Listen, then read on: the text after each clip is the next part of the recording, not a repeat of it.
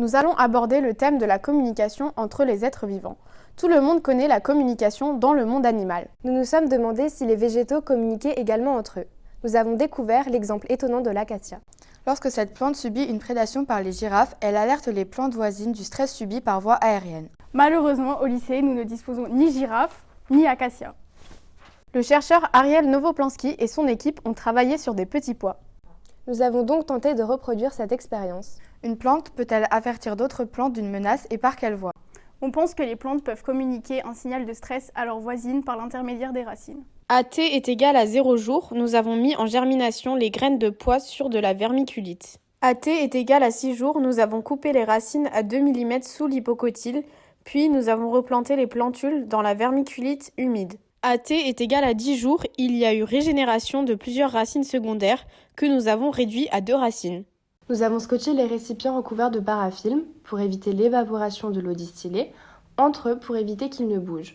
Nous avons alors replanté dans un récipient de 30 mm et de contenance 50 ml rempli d'eau distillée les plantes qui avaient des racines symétriques de 25 à 30 mm.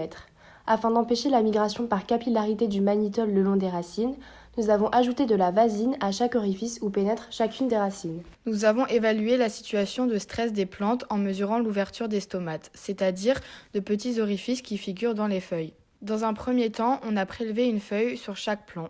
Chaque feuille a été enduite de vernis à ongles transparent afin de réaliser une empreinte de l'épiderme dans lequel se situent les stomates. C'est notre expérience témoin. Puis nous avons remplacé l'eau qui se trouvait dans le tube S par de l'eau distillée.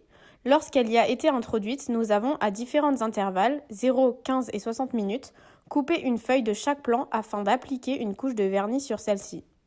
On a réalisé la même opération en remplaçant l'eau distillée par du mannitol. On a ensuite mesuré l'ouverture des stomates au microscope grâce à un logiciel. Lorsque les stomates sont ouverts, la plante n'est pas stressée. Au contraire, lorsqu'ils sont fermés, la plante est stressée. Si notre hypothèse est vraie, on s'attend à ce que les stomates des plantes qui sont reliées par les racines présentent des stomates fermés après contact avec le stress généré par le mannitol.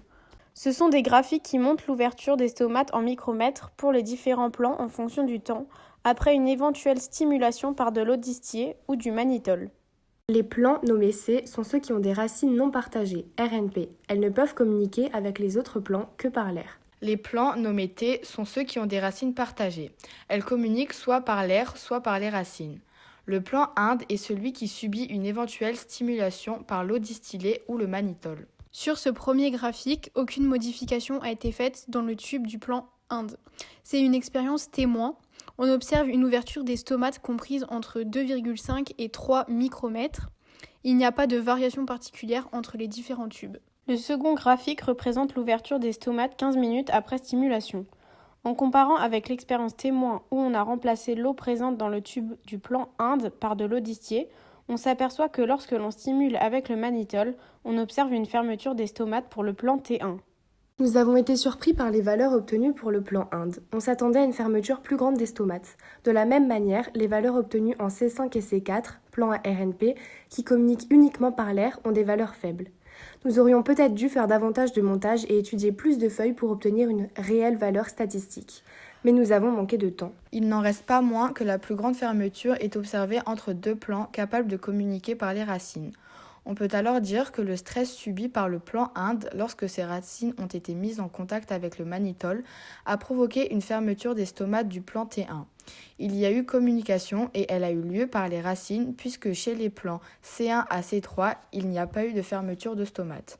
Sur le dernier graphique représentant l'ouverture des stomates après 60 minutes, en comparant avec l'expérience témoin, on constate que le stress causé par le mannitol a été responsable de la fermeture des stomates de tous les plants à racines partagées RP, ce qui n'est pas visible pour les plants à racines non partagées RNP. Ces résultats montrent qu'une plante stressée peut communiquer avec les plants voisins par l'intermédiaire des racines et les avertir de cette menace. Ce message peut ensuite être relayé de proche en proche à d'autres plantes RP non stressées initialement. Dans ce cas, la communication ne s'est pas faite par l'air. Conclusion, ces résultats montrent qu'une plante stressée peut communiquer avec les plants voisins par l'intermédiaire des racines et leur avertir de cette menace. Ce message peut ensuite être relayé de proche en proche à d'autres plantes non stressées initialement. Nous nous sommes demandé si ces résultats pouvaient être utilisés pour améliorer l'adaptation des plantes des cultures à la sécheresse, notamment dans le contexte du réchauffement climatique.